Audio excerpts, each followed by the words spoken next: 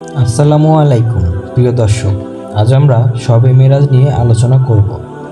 এটি সেই রাত যখন আমাদের প্রিয় নবী হজরত মুহাম্মদ সাল্লাল্লাহু আলাইহি সাল্লাম মহান আল্লাহর কাছে উপস্থিত হন।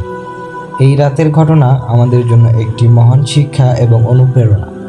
আজকের আলোচনায় আমরা জানব শবে মেরাজের ঘটনা, গুরুত্ব এবং আমাদের জীবনে এর শিক্ষা। শবে মেরাজ শব্দটি এসেছে দুইটি আরবি শব্দ থেকে।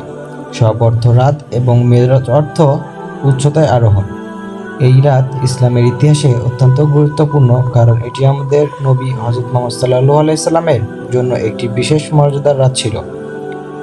আল কোরআনে সূরা আল ইসরাতে এই ঘটনার উল্লেখ আছে, যেখানে আল্লাহ বলেছেন, পরম পবিত্র তিনি, যিনি তার বান্দাকে রাত্রিবেলা ভ্রমণ করালেন মসজিদুল হারাম থেকে মসজিদুল আকসা পর্যন্ত।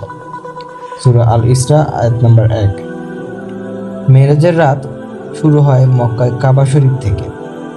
ফেরেশতা জিবরাইল আলাইহিস সালাম নবী সাল্লাল্লাহু আলাইহি সাল্লামের কাছে আসেন এবং তাকে একটি বিশেষ বাহন বোরাকের মাধ্যমে মসজিদুল আকসায় নিয়ে যান, যেখান থেকে নবী করিম সাল্লাল্লাহু আলাইহি সাল্লাম সাত আসমানের উপর ভ্রমণ করেন। প্রথম আসমানে তিনি আদম আলাইহিস সালামের সঙ্গে সাক্ষাৎ করেন। পরবর্তী আসমানগুলোতে ইব্রাহিম আলাইহিস সালাম, মুসা আলাইহিস সালাম, ঈসা আলাইহিস সালাম এর মতো নবীদের সঙ্গে সাক্ষাৎ করেন। শেষ পর্যন্ত নবীজি সাল্লাল্লাহু আলাইহি সাল্লাম সিদরাতুল মুনতাহাতে পৌঁছান, যা আল্লাহর নিকটবর্তী স্থান। সেখানে আল্লাহর সঙ্গে সরাসরি কথা বলেন। এই মেরাজের রাতে আল্লাহ আমাদের নবীকে উম্মতের জন্য বিশেষ উপহার দেন, যা হচ্ছে নামাজ। প্রথমে 50 ওয়াক্ত নামাজ আদেশ হয়, কিন্তু নবীজি সাল্লাল্লাহু আলাইহি সাল্লাম মুসা আলাইহিস সালামের পরামর্শে বারবার অনুরোধ করেন এবং অবশেষে এটি 5 ওয়াক্তে কমিয়ে আনা হয়। নামাজ শুধুমাত্র ইবাদত নয়, এটি আল্লাহর সঙ্গে সরাসরি যোগাযোগের মাধ্যম। শবে মেরাজ আমাদের জন্য অনেক গুরুত্বপূর্ণ শিক্ষা বহন করে। এই রাত আমাদের মনে করিয়ে দেয় আল্লাহর প্রতি আস্থা ও বিশ্বাস রাখার গুরুত্ব। আমাদের উচিত নিয়মিত নামাজ আদায় করা এবং আল্লাহ তাআলার কাছে প্রার্থনা করা।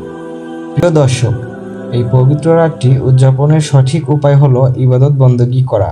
এই রাতে কোরআন তিলাওয়াত করুন, নফল নামাজ পড়ুন এবং আল্লাহর কাছে ক্ষমা প্রার্থনা করুন।